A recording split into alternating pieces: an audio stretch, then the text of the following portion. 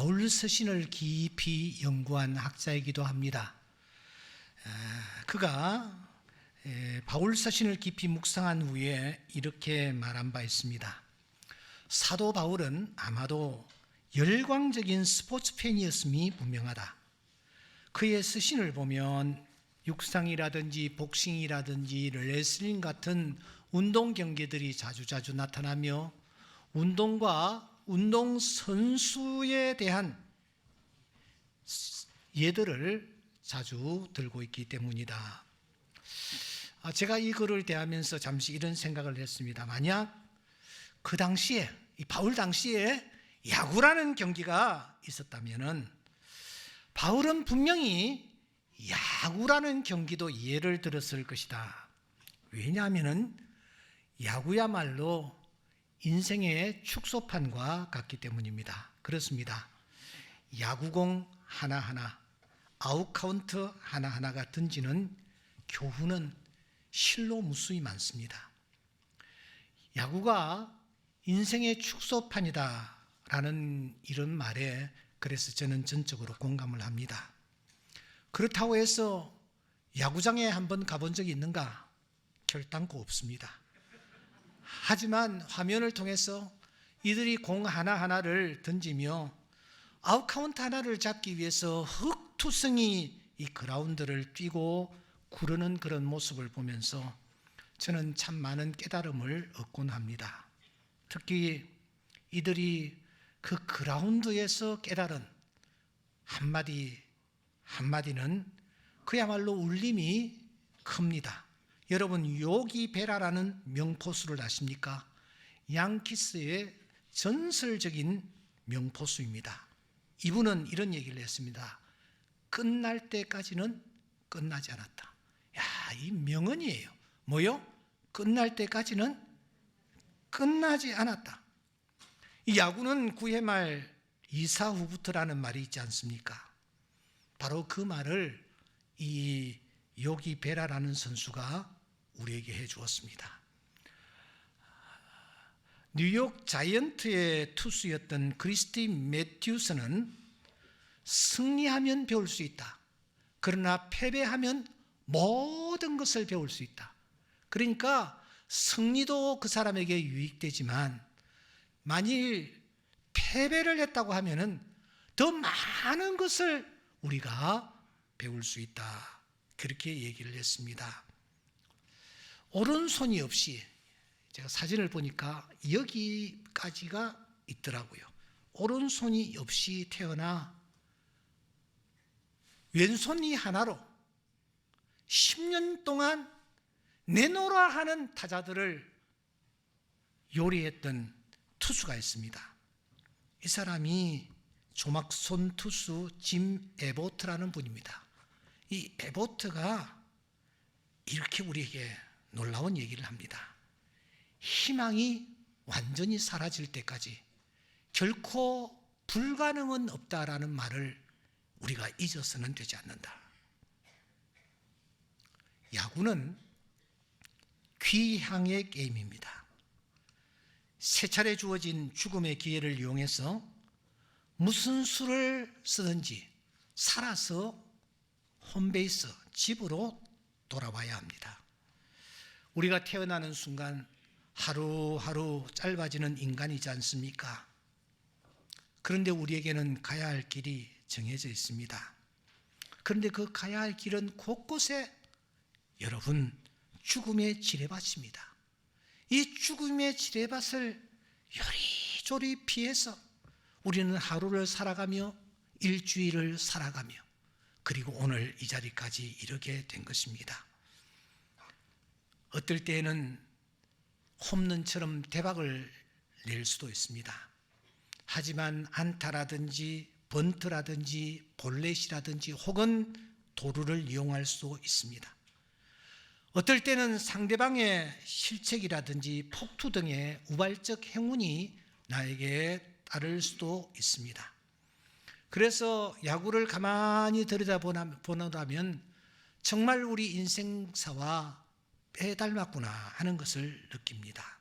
이렇게 야구라는 것이 인생사와 너무너무 닮았기에 만일 이 바울 시대에 야구라는 이 경기가 있었더라면 분명 바울은 그 야구를 언급했을 것이라는 말입니다. 하지만 이 야구라는 것은 19세기에 이르러 비로소 생긴 경기였습니다. 바울은 이 야구에 대해서 알지를 못했습니다. 그래서인지 이 바울은 성경을 가만히 보면 그의 서신에서 그 당시에 가장 인기가 있었던 달리기 경주를 자주자주 언급하는 것입니다. 사도행전 20장 24절에 보면은 내가 달려갈 길과 그렇게 말하고 있습니다. 디모데후서 4장 7절에 보시면 나는 선한 싸움을 싸우고 나의 달려갈 길을 마치고, 고린도전서 9장 24절에 보시면 운동장에서 다름질하는 자들이 다 달릴지라도 너희도 이와 같이 얻도록 다름질해라, 그렇게 우리에게 권면하는 것입니다. 여러분 혹시 최근에 다름박질을 한번 해보신 적이 계십니까? 그것도 숨이 헐떡일 정도로 말입니다. 한번 뛰어본 적이 있습니까?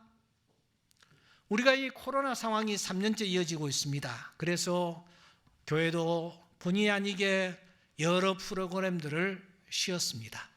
특별히 교회에서 중요하게 생각하는 이 순장 모임, 다락방 모임, 이런 모임들을 가질 수 없었습니다. 그러다가 이제 지난주부터 재개강을 하게 되었는데, 이 재개강을 앞두고 제가 이렇게 쭉 살펴보니까 순장들에게 격려가 필요한 거예요. 그래서 모처럼 하루 야유의 시간을 가졌더랬습니다. 탁 트인 바닷가 모래사장에 도착을 했습니다. 오랜만에 바다를 보니 가슴까지 시원했습니다. 제가 교육자들에게 제안을 하나 했습니다. 야, 우리 이 모래사장에서 달리기 한번 하자. 내가 그금 1만 원을 걸게. 그 순간 눈빛이 다 달라지는 거예요. 예. 그래서 평소에 운동을 하지 아니하던 이 친구들이 쫙 서서 목표물을 향해서 달려오는 달리기 경기를 하는데, 돈에 눈이 멀었던지 세상에 룰을 제대로 안 지켜서 달리기를 몇 번 했는지 모릅니다. 여러분 그 현장을 잠시 한번 제가 공개하겠습니다.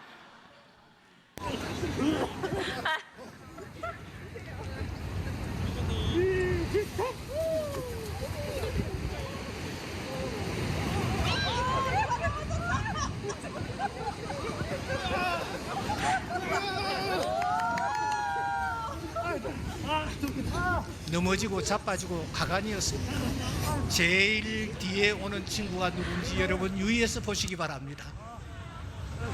우리 교회 제일 나이가 어린 목사님이 그날 꼴찌했어요. 1등한 사람은 누구냐? 제가 공개하지를 않겠습니다. 예. 그래서 모처럼 우리가 한번 힘있게 한번 뛰어보곤 했습니다. 근데 이 달리기를 할 때는 또 여러 가지 변수들이 일어나지 않습니까? 그것을 바울은 이렇게 말하고 있습니다. 오늘 7절에 보시면 너희가 다름질을 잘하더니 누가 너희를 막아 진리를 순종하지 못하게 하더냐? 갈라디아 교인들의 신앙생활을 영적 경주에 비유하고 있습니다. 그들은 십자가와 빈 무덤의 복음을 받아들이자마자 믿음의 경주를 경주하기 시작했습니다. 나는 뛸 때에 하나님의 기쁨을 느낀다고 말한 스코틀랜드의 운동선수 에릭 리델처럼 이들은 표대이신 주님을 바라보며 그분을 향하여 달리는 큰 기쁨을 맛보고 있었습니다. 그런데 바로 이들 앞에 큰 장애물이 나타났습니다. 할례를 최고로 생각하는 유대주의자들이 팔을 쩍 벌리고 열심히 달리기를 하는 이들을 가로막고 선 것입니다. 그들은 이렇게 외칩니다. 복음만으로는 절대로 구원에 이를 수가 없어. 십자가만 우리의 표대가 되는 것은 아니야. 율법을 우리가 지켜야 해. 우리가 할례를 받아야 해. 그래야 비로소 구원을 얻을 수가 있어. 의에 이를 수가 있어. 이렇게 지금 달리기를 하고 있는 선수들을 가로막고서는 이 사람들로 하여금 귀가 솔깃하게 만드는 것입니다. 이때 바울이 무엇이라고 그들에게 말을 하고 있습니까? 8절에 보시면 그 권면은 너희를 부르신 이에게서 난 것이 아니라, 너희를 부르신 이가 누구입니까? 갈라디아서 1장 2절에 보시면 하나님이십니다. 그 말은, 그 충고는 하나님에게서 난 것이 아니라는 것입니다. 그들의 그 충고하는 그들은 양의 가죽을 뒤집어 쓴 이리의 거짓 미혹이라는 것입니다. 그래서 주님은 살아는 제자들을 향하여 이것을 삼가하라고 말씀하셨습니다. 너희들이 세상을 살아갈 때에, 믿음 생활할 때에 특별히 거짓 선지자들을 삼가라. 양의 옷을 입고 너희에게 나오나 속에는 노략질하는 일이니라. 바울이 이 거짓 미혹에 현혹되면은 어떻게 된다라고 말하고 있습니까? 보라, 나 바울은 너희에게 말한다. 너희가 만일 할례를 받으면 그리스도께서 너희에게 아무 유익이 없느니라. 그들은 가로막고 서서 형제여, 할례를 받아야 한다네. 할례를 받아야 구원을 받을 수가 있다네. 율법을 지켜야만 믿음의 구원에 이를 수 있다네. 이렇게 주장을 하고 있는데, 만일 너희들이 그들의 거짓 주장에 현혹되어서 할례를 받게 되면 그 순간 그리스도가 너희에게 아무 유익이 없다라는 것입니다.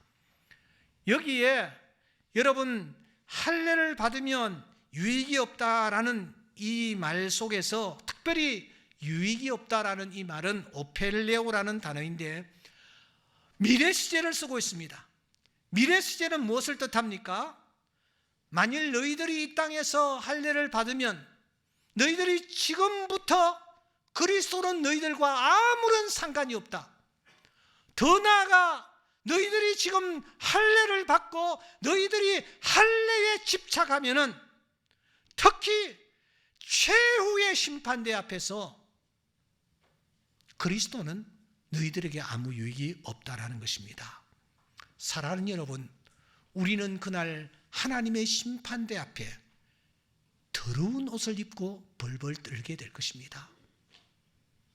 여기에 거룩하게 산다는 사람들, 믿음으로 산다는 사람들도 예외가 아닙니다. 모두 다 더러운 옷을 입고 하나님 앞에 서게 될 것입니다.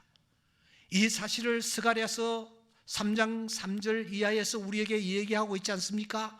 대제사장 요수아도 더러운 옷을 입고 천사 앞에 서 있었습니다.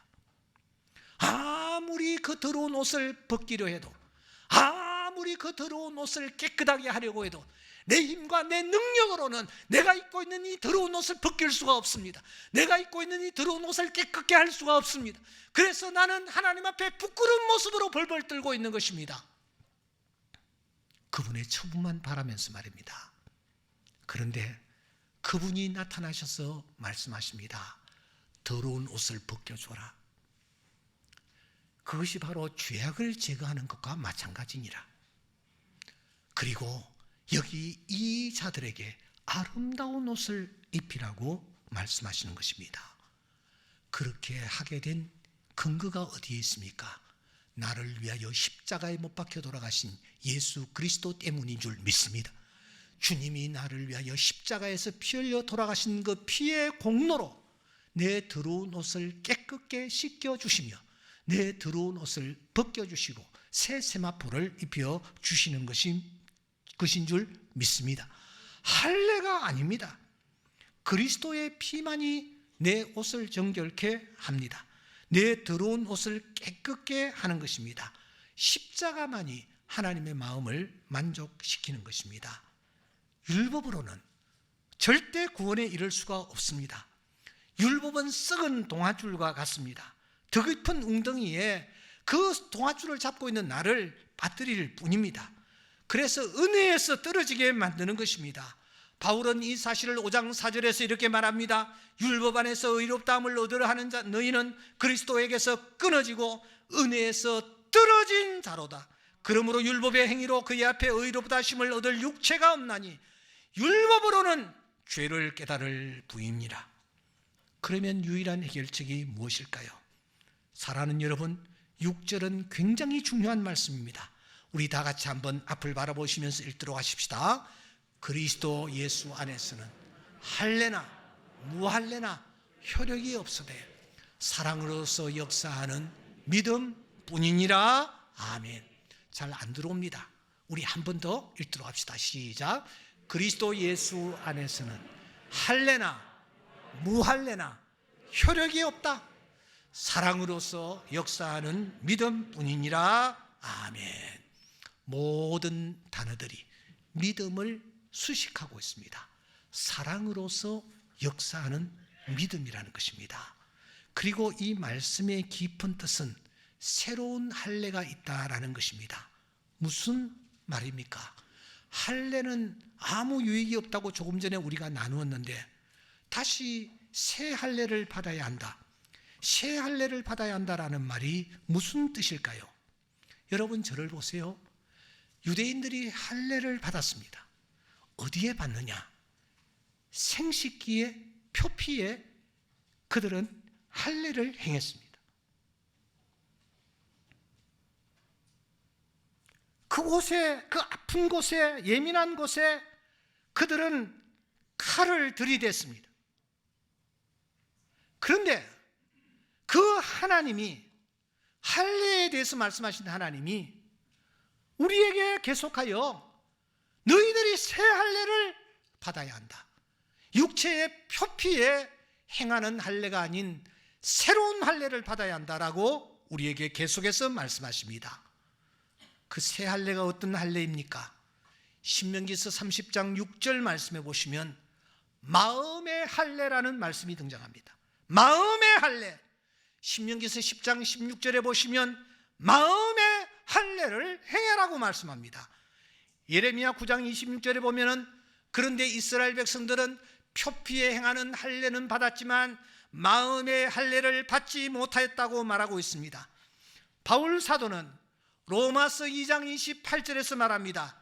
무릇 표면적 유대인이 유대인이 아니요 표면적 육신의 할례가 아니라 할례는 마음에 해야 된다라고 말씀하는 것입니다.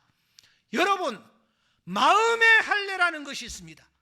이 할례를 우리가 받아야 한다라는 것입니다. 표면적 유대인이 아닙니다.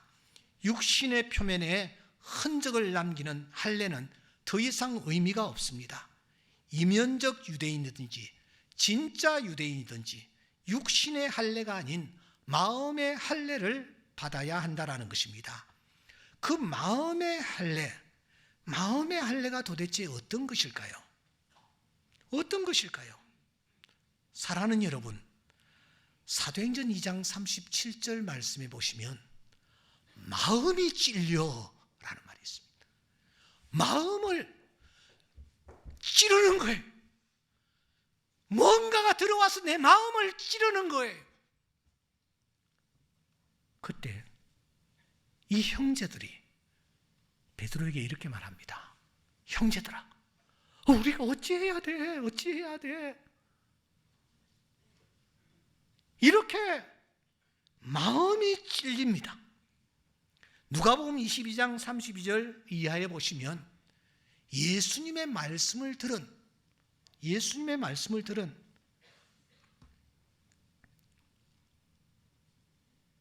누가복음 22장 32절에 보시면 예수님의 말씀을 들은 제자들이 마음이 이상하게 뜨거워졌더라. 여러분, 마음의 할례가 나에게 가해지는 순간 두 가지 중에 하나의 현상이 나에게 나타납니다. 하나는 내 마음이 어떻다고요? 내 마음이 찔리는 거예요. 또 하나는 내 마음이 이상하게 뜨거워지는 거예요. 여러분, 마음이 찔리는 경험을 해보신 적이 있습니까? 마음이 이상하게 뜨거워지는 그런 경험이 여러분들에게 있나요? 마음의 할례를 받으면 이런 현상이 내 안에 나타납니다. 그런데 마음에 이 할례를 받는 이 현상이 나에게 나타날 뿐만 아니라 또 이런 경우도 우리에게 있음을 성경은 우리에게 보여줍니다. 사도행전 7장 54절에 보시면 스데반의 말을 듣고 마음에 찔려, 아까 사도행전 2장에 있는 말씀과 똑같습니다. 그런데 마음에 찔리기는 찔리는데 스데반을 향하여 이빨을 갈고 있는 것입니다. 이빨을 가는 정도가 아니라 돌을 들어서 스데반을 내리치지 않습니까? 똑같이 마음에 찔리는데 이들은 마음의 할례를 거부하는 것입니다. 거부할 때에 이들의 행동이 이렇게 나타났습니다. 또 하나, 사도행전 22장 22절에 보시면 바울 사도가 천부장을 위시한 그 유대주의자들 앞에서 하나님의 말씀을 전하는 순간 이 사람들이 떠들며 옷을 벗어 던지고 티끌을 공중에 날리는 이런 난장판을 만드는 일들을 일으켰습니다. 그들은 마음이 뜨거워지지 아니했습니다. 그들은 옷을 벗어 던지고 티끌을 공중에 날리고 있는 것입니다. 마음의 할례를 거부하는 자에게서 나타나는 현상인 것입니다. 사랑하는 여러분, 여러분들은 하나님의 말씀을 받으면서 어떤 영적 경험을 여러분들은 하고 계시나요? 마음에 찔려 형제여 어찌할꼬 하는 탄식으로 무릎을 꿇은 적이 있나요? 마음이 이상하게 뜨거워서 다시 새롭게 살아야 되겠다라는 결단을 해보신 적이 있나요? 그렇다면 그 사람은 마음의 할례를 받은 사람입니다. 새 할례를 받은 사람입니다. 그런데 하나님의 말씀이 나에게 나타났을 때도 불구하고 마음은 찔리는데 오히려 더 거부감을 가지는 거예요. 말씀이 나에게 던져졌어. 그런데 오히려 떠들고 회방하며 티끌을 날리고 분위기를 난장판으로 만드는 거예요. 이런 자들은 마음의 할례를 거부하는 자들입니다. 그러면 좀 더 구체적으로 마음의 할례를 받는 자에게 어떤 일이 일어나는가? 어떤 흔적이 나타나는가? 첫째, 내 뜻이 아니다. 그분의 뜻을 쫓는다 하는 그런 태도로 살아가는 것입니다. 뭐요? 내 뜻이 아니다. 이제는 내 뜻이 아니다. 그분의 뜻을 내가 쫓아간다. 사도행전 16장 7절에 보시면 바울 사도가 비두니아로 가려고 애를 썼습니다. 그런데 이상하게 갈 수가 없는 거예요. 왜? 예수의 영이 허락하지 아니했기 때문입니다. 그래서 바울은 자기의 뜻을 포기하는 것입니다. 예수의 영이 인도하는 유럽을 향하여 그가 나아가는 것입니다. 이것이 마음의 할례를 받은 자에게 나타나는 첫째 징표입니다. 두 번째 징표는 이것입니다. 내 길이 아니다. 내 길이 아니다. 그분의 길을 걸어가는 것이다. 내가 원하는 길이 있습니다. 그런데 이제는 할례를 받으면 내 길이 아닙니다. 그분의 길을 내가 걸어가는 것입니다. 사도행전 8장 39절에 보시면 주의 영이 빌립을 이끌어 간지다 라고 했습니다. 빌립은 자기의 뜻을 가지고 그가 나아가려고 했습니다. 그런데 주의 영이 그가 가야 할 길을 인도했습니다. 그래서 빌립은 그분의 길을 걸어가는 삶을 살아가는 것입니다. 세 번째, 내 판단이 아니다. 그분의 판단에 맡기는 것이다. 여러분, 나는 판단합니다. 나는 결단을 합니다. 이제는 그분의 판단에 모든 것을 맡기는 것입니다. 사도행전 10장 3절에 보시면 고넬료가 등장합니다. 이 고넬료가 하나님의 사자를 만납니다.